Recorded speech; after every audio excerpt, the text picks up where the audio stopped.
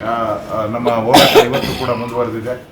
ಅಲ್ಲಿ ಆ್ಯಕ್ಚುಲಿ ನಡೆದಿರುವಂಥ ಘಟನೆ ಕಳೆದ ಮೂರ್ನಾಲ್ಕು ತಿಂಗಳ ಹಿಂದೆ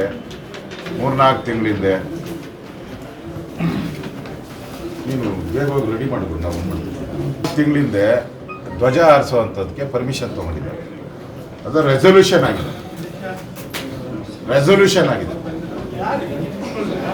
ಪಂಚಾಯಿತಿ ರೆಸೊಲ್ಯೂಷನ್ ಆಗಿ ಅನುಮತಿಯನ್ನು ಕೊಟ್ಟಿದ್ದಾರೆ.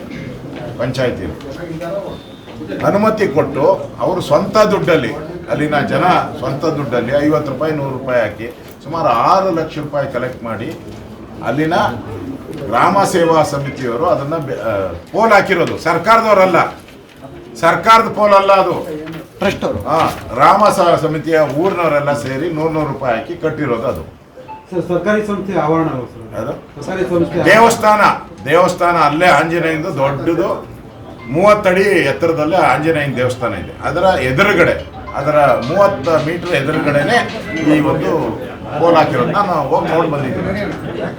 ಜನದ ದುಡ್ಡು ಅನುಮತಿ ತಗೊಂಡಿದ್ದಾರೆ. ಇಲ್ಲಿ ನೋಡಿ, ರೆಸೊಲ್ಯೂಷನ್ ಐತೆ. 24ರಲ್ಲಿ 20 ಜನ ಸೈನ್ ಹಾಕಿದ್ದಾರೆ ಗ್ರಾಮ ಪಂಚಾಯತಿ ಮೇಲೆ. ದುಡ್ಡು ಯಾರ್ದು? ಜನಗಳದು. ಪೋಲ್ ಹಾಕಿರೋರು ಯಾರು? ಜನ. ಅಲ್ಲಿ ಪರ್ಮನೆಂಟ್ ಆಗಿ ಹಿಂದೆಯಿಂದನೂ ಕೂಡ 30 ವರ್ಷದಿಂದನೂ ಕೂಡ ಅಲ್ಲಿ ಧ್ವಜ ಇತ್ತು. ಹನುಮಂತನ ಬಾವುಟವನ್ನೇ ಆರಿಸಿದ್ದರು.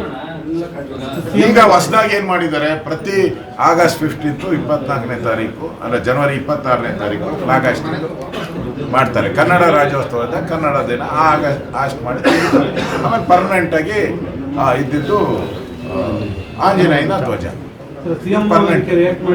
ಬೋಗಸ ಕ್ರಿಯೇಟ್ ಮಾಡಿರೋದು ಅವರು. ಈಗೀಗ ಒಂದು ವಾರದಿಂದ ನೋಡಿ, ಅದರಲ್ಲಿ 2 ಡೇಟ್ಗಳಿದೆ. ಒಂದು ಸೀಲೆ ಇಲ್ಲ, ಒಂದಕ್ಕೆ ಸೀಲ್ ಇದೆ, ಇನ್ನೊಂದಕ್ಕೆ ಸೀಲೆ ಇಲ್ಲ.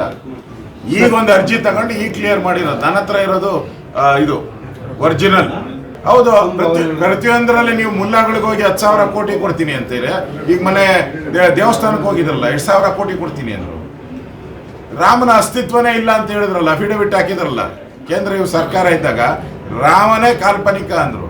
ರಾಮನ ಬರ್ತ್ ಸರ್ಟಿಫಿಕೇಟ್ ಕೇಳಿದವರು ಇವರು.